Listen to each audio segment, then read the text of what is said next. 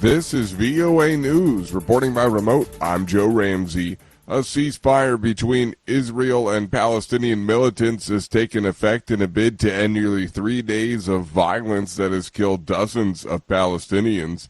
Egyptian officials had worked to bring the sides to an agreement after the flare-up of fighting that saw Israeli aircraft pound targets in Gaza and militants fire hundreds of rockets that reached deep into Israel. Rocket fire and airstrikes continued until the scheduled start of the truce before midnight local time. More than 40 Palestinians were killed in the violence, including 15 children and 4 women. Israel began the offensive Friday and has kept up airstrikes since then, while militants lobbed barrages of rockets into Israel. Colombia's first leftist president was sworn into office in a colorful ceremony that marks a turning point in the South American nation's history. Senator Gustavo Petro, a former member of the M19 guerrilla group, won the presidential election in June by beating conservative parties that offered moderate changes to the nation's market-friendly economy, but were unable to connect with voters frustrated with growing rates of poverty and increasing violence against activists.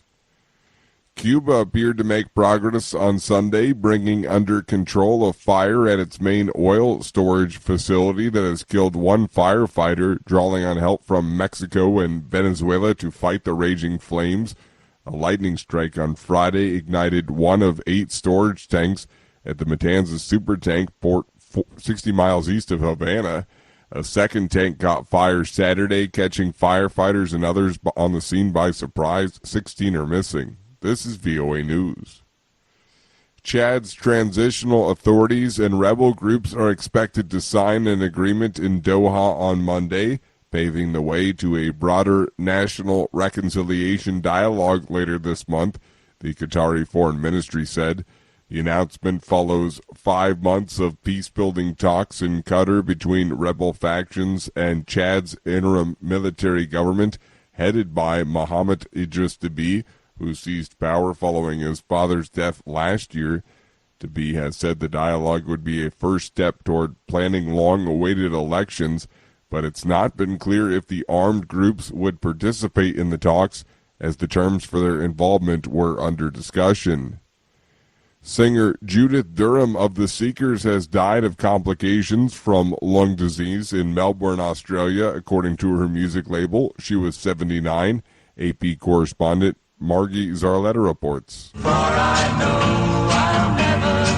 Judith Durham and The Seekers were the first Australian band to make it big in the U.S. Their hits include I'll Never Find Another You, Georgie Girl, and A World of Our Own. Hey there, Georgie Girl. Durham joined The Seekers in 1963. She left in 1968 to go solo, but returned in the 1990s. We'll build a world of our own. The rest of The Seekers say their lives have been changed forever by losing their lifelong friend and shining star. I'm Margie Zarletta. American actress Anne Heche remains in the hospital after her car crashed into a Los Angeles home Friday, AP correspondent Julie Walker reports. Heche's podcast partner Heather Duffy Boylston said in a statement, Anne is currently in stable condition. Her family and friends ask for your thoughts and prayers and to respect her privacy. Police say Heche was speeding when her Mini Cooper Clubman came to a T-shaped intersection, ran off the road and into the house in Mar Vista. No one else was injured. It took numerous firefighters nearly an hour to put out the blaze. In 2000, after breaking up with Ellen DeGeneres, Heche was hospitalized when she knocked on a stranger's door, appeared shaken, disoriented, and spoke incoherently. I'm Julie Walker. Recapping our top story, a ceasefire between Israel and Palestinian militants has taken effect in a bid to end nearly 3 days of violence that has killed dozens of Palestinians. Egyptian officials had worked to bring the sides to an agreement after the flare-up of fighting that saw Israeli aircraft pound targets in Gaza and militants fire hundreds of rockets that reached deep into Israel. Rocket fire and airstrikes continued until the scheduled start of the truce before midnight local time. Reporting by remote, I'm Joe Rand.